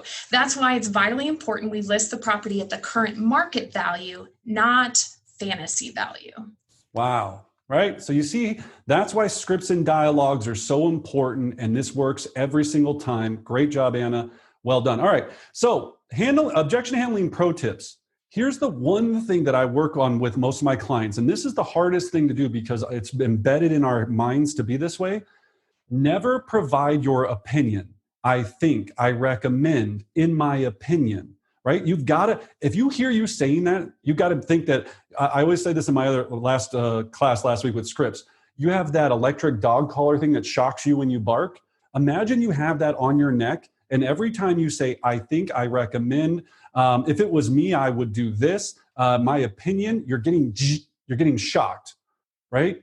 Get that out of your mind. Instead, you want to use language like the market is telling us based on the comparables. The average price per square foot is, right? Keep everything logical and stay away from emotion. Here's the reason why this is so important. And people laugh about this, but it's very important. I tell you, I think you should list it at 500,000. 2 weeks goes by, nothing happens. They go, well, Brendan, you're the one that told us to list it at 500,000. If I say I think, or in my opinion, or I recommend, if I get to that conversation in 2 weeks, I go, unfortunately, Anna, what I said is at the time, the market was telling us the value was 500,000. Unfortunately, the buyers haven't responded to that list price. So now we have three options to move forward from here. Option number one is do nothing and hope and pray that the right buyer shows up. Option number two, we can add more value to the home, meaning that we can remodel the kitchen, bring in landscaping, remove the raccoon. Or number three, we can adjust the price to attract more buyers so the home will sell and get you to Arizona. What would you like to do? Okay. So I can't do that if I said, I think, my recommend, my opinion, right? So those are big deals. So, all right. So now putting it all together, what action will you take as a result of what you've learned today? All right. So think about that. If you have a piece of paper, write that down. Again, learning without implementation is stupidity, right? If you learn these things and you don't go and implement any of these things, it's an absolute waste of time. So put it in the chat box. I love seeing it in the chat box. I'm also going to come back and answer a bunch of your questions. As I said, we have our 50 most common real estate objections, our script book for free for you on our private Facebook page. Go check that out at Brendan Bardick Real Estate Coaching. Next week at 9:30, right? Oh, excuse me. No, this isn't it. So go to our YouTube page. This is one of our cool things. Sorry, I thought it was a class. So if you want to learn how to do all kinds of things, I've got classes on expireds, for sale by owners, scripts, dialogues. Go to our YouTube page. It's just Brendan Bardick Real Estate Coaching. And then lastly, if you're interested in elite coaching, so one-on-one, I have elite coaching offerings. And then we also do a great, amazing group coaching program. Just email me at info@brendanbardick.com. And then again, we go through an entire consultation process to see if our system would be right for you. Now, if you would like our full listing presentation, okay, and talking about everything we do, if you'd like or have any interest in that and this beautiful product here where you can just plug your pretty little face in and move forward with what we do, which we teach in another class, you can also email us and we can talk about how we can make that work for you. Other than that, I thrive on your guys' energy and feedback. That's why we do these classes. So please drop me a comment, hit me up with a review. When you see a class come across that you think another agent could find useful, share it with them. And I really appreciate you guys. And of course, I always wish you great success. So I'm going to unstop my screen share, and then I will stick around and go through these questions. And I'm sure a lot of these will help a lot of people. And Anna, I'm not sure where I left off because I saw some more coming in quickly. Yeah, let's take a look here. So let me go back. All right. I think I got it. Okay. Okay. So taking a look at the rest of the questions, regarding roofs, we talked about that.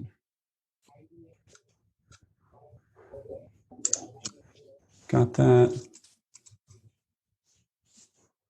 So Treva, I believe, is that it? Treva, that's a really cool name.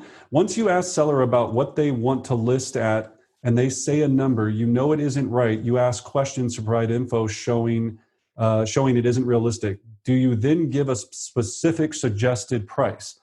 Yes. So that is a great question, right? So it kind of goes back to what we were talking about. So I ask them, what do you want to list at? They say something crazy number. And I don't go into my price. No, I go, okay, let's break that down into square footage, or let's break that down versus the most comparable property that's sold in the last X amount of days. Okay. So I would look at that, whatever the comp that was the closest to theirs, they're $100,000 over it. Let's go back and break that down piece by piece. I still don't get them to a number. Now, as I start going through that, I start hinting at the numbers and I say, well, that one was at 500. You're wanting to be here. You see, how are we going to get there? What are we going to do? And then they usually come down naturally. And then eventually it will lead to the conversation of, so what do you think, Brendan? What do you think? It's not what I think. The market's telling us that based upon to get you the most offers and get you sold, that the price should be at 500. The further you go above that number, the less activity and offers you'll have, if any offers at all. The further you go below that number, the more likely you're going to get a great offer and close on the home. What would you like to do? Regarding comps, if there aren't many buy levels, would you suggest using 2 stories as some of your comps? Absolutely. Yeah, that's a great question. Yeah, when I'm looking at buy levels, ranches, tri-levels, all of that, you can use them all. As I said, I just try to go back historically and show the difference of if ranches sold at $10 more a square foot, then I'm going to know that. If buy level sold at this or whatever, I can usually show that information. Does it make a massive difference? What it's going to make a massive difference on is when you look at ranches, if you're looking at ranch properties, the finished square footage, a lot of times, since it's going to be a walkout, maybe a walkout ranch basement, is that's going to throw off your finished and above ground square foot, because on a lot of ranch homes, their finished square footage is going to be a lot different. So that's going to throw off your price per square foot on your single line stat page. So be very cognizant of that, because you'll see random square footages because of ranch versus above ground 2-story or 2 stories without a finished basement. So yeah, that's a great question. But yeah, you got to use whatever comps you have to do. Remember, you're just trying to prove your case of what you know market value to be. That's all you're trying to do. Okay. Does seller concessions benefit the buyer and seller? Does seller concessions benefit the buyer and seller? Okay, so Ms. Forrest. So I think I understand what you're asking. A lot of times I get questions of, and this is probably something I didn't cover, I get questions all the time. Brendan, does it make sense for us to replace the carpet before we take the property to market? Brendan, does it make sense for us to do the remodel before we go to market? Now, unless it's absolutely disgusting, the answer is always no. The answer is, let's list the property, provide a concession in lieu of upgrading or updating those items, because I don't want to delay in going to market.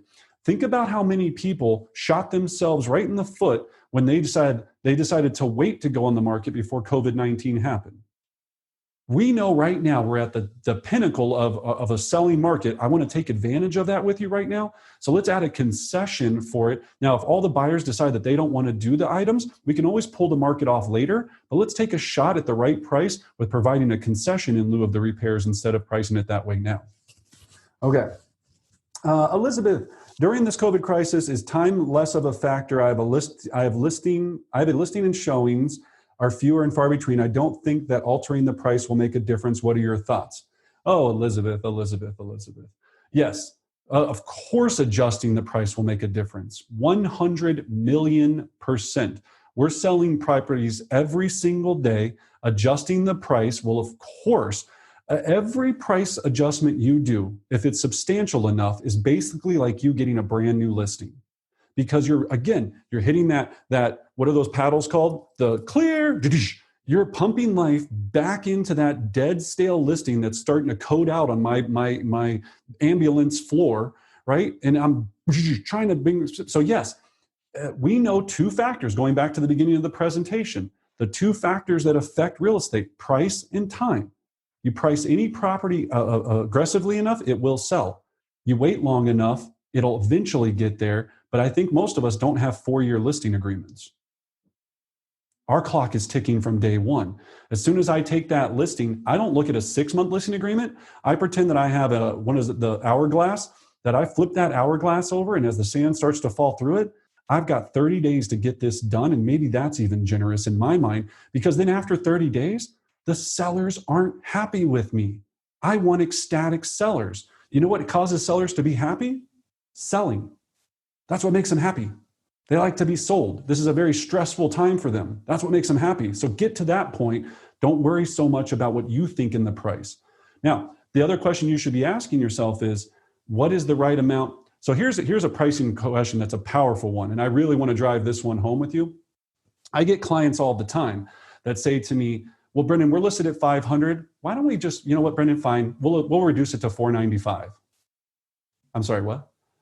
Why would I do a $5,000 price adjustment? Here's where you have to have confidence and be bold. You know what, Anna, we could adjust it $5,000. But Anna, wouldn't you agree that right now buyers would be making offers on your property if they thought that the only difference was $5,000? Does that make sense? Right? If we went and looked at properties today, and you were with me, and we were going to look at homes, and we were looking at homes that were listed at 500, and we were interested in it, don't you think we would make an offer at 495 if we thought that that was the value? So unfortunately, a $5,000 adjustment is not going to do anything. So my recommendation, Anna, let's either leave it at the same price or get more serious about an adjustment that's actually going to cause a buyer to do something different. Well, Brendan, then what is that number, right? Now, in pricing adjustments, I'm going double whatever the number probably should be, because I'm going to end up halfway back in the middle, right? So if they ask me what that number is, I'm going to say 450.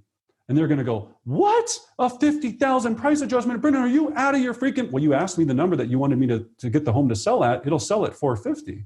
You know, we'll be in a much better position to sell it for 450. You're out of your mind. You're no way. There's no blah, blah, blah, blah, blah. Okay, then what number would you like to put it at to make it more realistic, to draw attention to the buyers?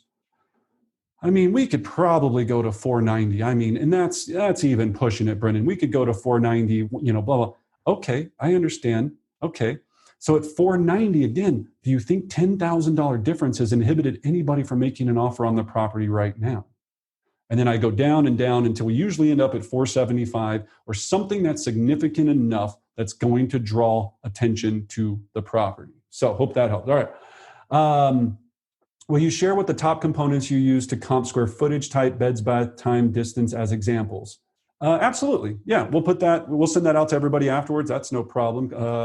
And that's Kazan. And first of all, Kazan, if you're still on, I just want to tell everybody, Kazan is amazing. She left me an amazing testimonial that we sent out to a lot of people.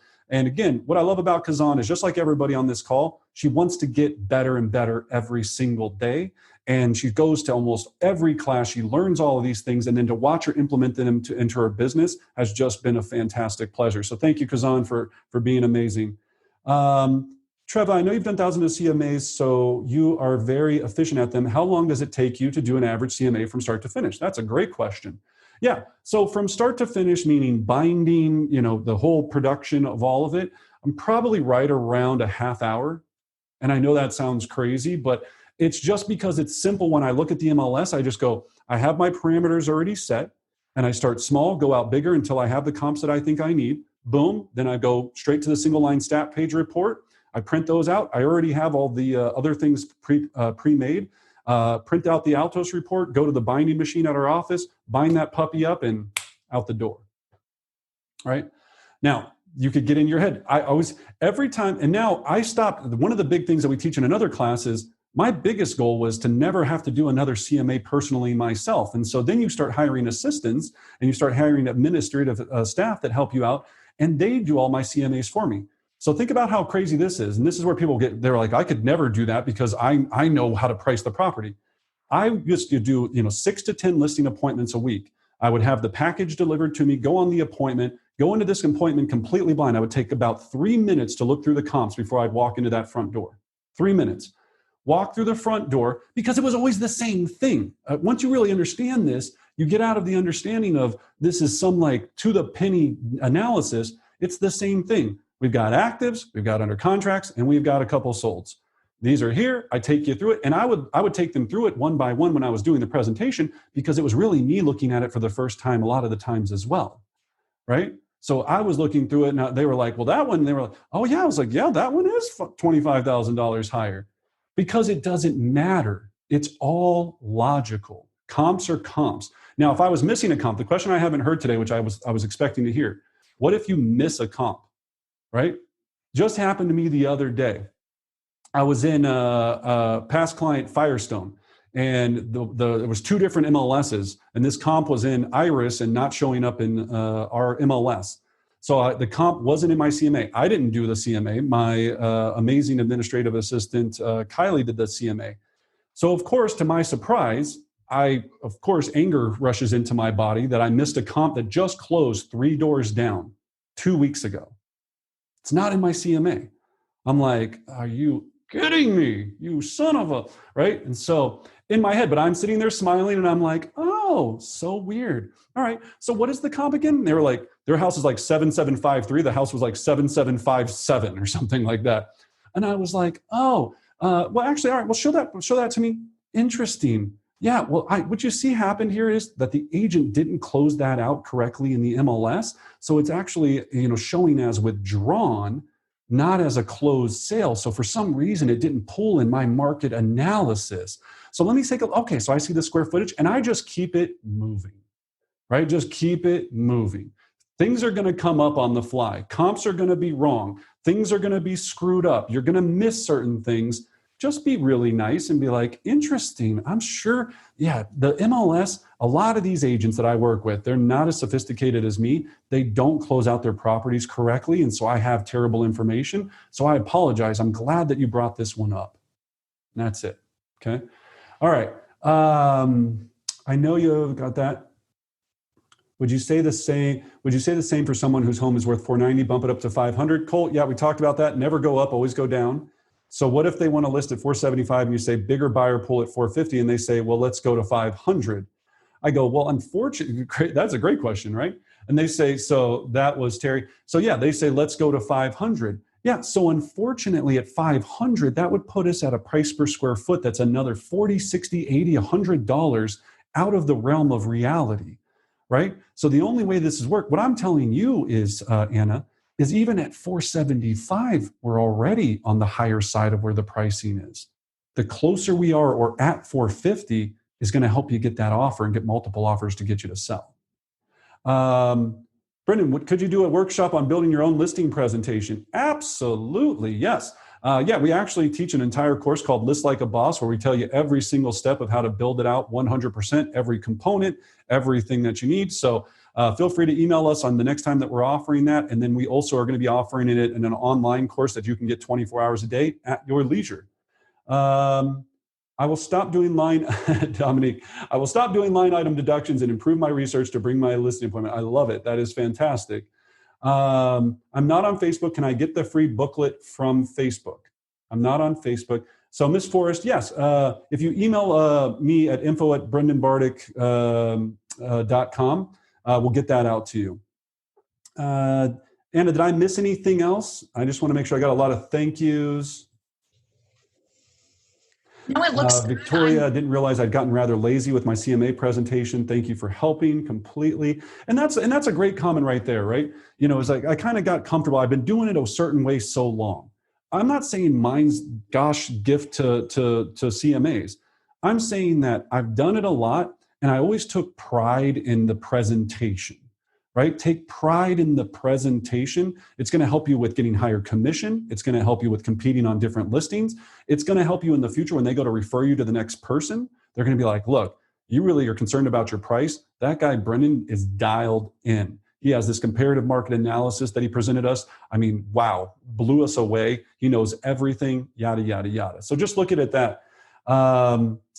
Then we've got, how does seller concessions affect the sale price compared to lowering the price of that same amount? So Catherine, how does seller concessions affect the sale price compared to lowering the price that same amount? So, I see what you're saying. Oh, well, that's it's just more like a mental thing. That's a great question. So why list it at $500 with a $5,000 commission instead of just listing it at $495? Well, the reason for the concession is because you're already identifying the issue. You're saying, look, we know that the roof needs to be replaced. The hot water is garbage. The carpet is disgusting. So we're listing it at what market value should be, but we're providing a concession for that specific issue that we know is wrong. If I just listed at $495, then buyers are going to come in and they go, well, at $495, we still need $5,000 for carpet. So they're going to be looking at $490. Great question. Excellent question. Do you offer concessions with roofs or have the seller use the insurance to fix them before placing the home on the market? Well, I never have the seller replace it before putting it on the market because number one, it could slow me down of getting it to market. A roof is a solvable, fixable item. People get so worried about roofs. There's nothing different of a roof compared to a hot water heater compared to a light bulb. It's just a more expensive item. So would I stop putting a house on the market because the light bulb needed to be replaced? No. It's the same thing. You're just worried about it because you think it's a bigger expenditure item. That's a bigger of concern. Now, could it maybe take longer to replace it? Would you have to do certain adjustments? We've done everything to get roofs replaced, from holding money out of escrow to doing, this, to doing that. That's what you get paid for, to solve and do negotiations. But I'm not letting anything hold up me getting to market ever. 2 weeks ago, I met with an expired who was a FSBO 10K less than the previous appraisal. What do you tell him? Was appraiser wrong? So Rich, great question. So 2 weeks ago, I met with an expired who is a for sale by owner now, who is now listed $10,000 less than the previous appraisal. What do you tell him? Was the appraiser wrong? Oh, great question. Well, appraised value isn't market value, period. Appraised value is not market value. So again, I hear that, and I get this a lot. That's a great, great question, Rich. I get questions all the time about this. Well, even the seller did a refi 6 months ago. Seller refi came in 6 months ago. So look, we refied 6 months ago at $1.5 million. And Brandon, you're telling us $1.3 million.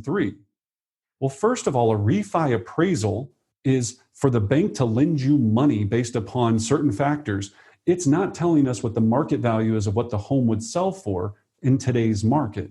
So market value, Mr. For sale by owner, is XYZ. It's not a matter if the appraiser was wrong or not. The appraiser put his opinion at that time. You're not sold. So what's more important, the opinion of the appraiser or that the buyer's opinion, because they're not making offers on your property? I would say it's the buyer's opinion that's more valuable than the appraiser's, unless the appraiser is going to buy your house. And I don't think the appraiser is going to buy your house, correct? Cool. So always make it about, this is the other phrase I use 1,000 times a day. Buyers create the value for your property, not me or you. They're the ones that determine the value, not me or you. And in the eyes of the buyer right now, you're not a strong enough value for them to want to make an offer. Or if I'm on the listing presentation, we need to make sure that you're a strong enough value in the eyes of the buyer. So excellent. Hope that one helped. Congress Park, there's still a few properties with no garages. I'm listing one today. There has been no comparable sales. What to do? Offer a $15,000 garage concession. So Leslie, great question again. So when I'm looking at garage concessions, we're still going back to the same kind of point. Yes. Is there a difference now, if we're talking identical houses, Leslie, if the comps in Congress Park, which I know none of those houses are identical, but if we're looking in Congress Park and it was an identical home, identical lot, identical everything comparable, and one had a garage and one did not, what would you give the value for that garage? Now, the easiest way to answer that is, what value would that garage add to a buyer versus all the other properties that were available? Okay. So if I was looking in Congress Park right now and I had $1 million to spend in Congress Park and 3 of the properties had no garages and one of the properties had a garage, and they were all listed at $1 million, would I list mine a little bit higher because I have the garage? Or would I list mine exactly the same, knowing that that garage is going to be the bonus that gets me offers to compete against the other homes that are currently available? This is the hardest part that everybody's having the problem with, is you're not trying to put a value on a specific item.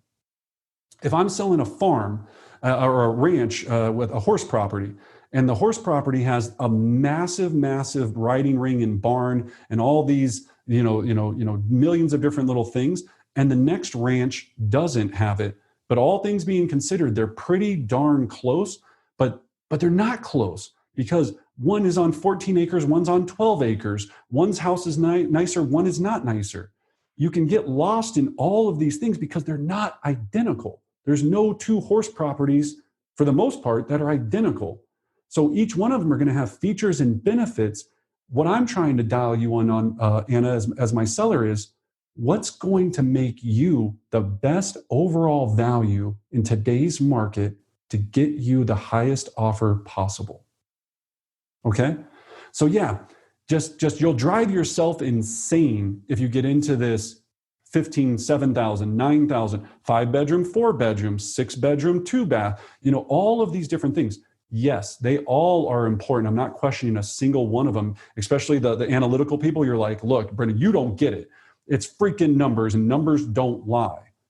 We're not trying to determine a number value. We're trying to determine market value.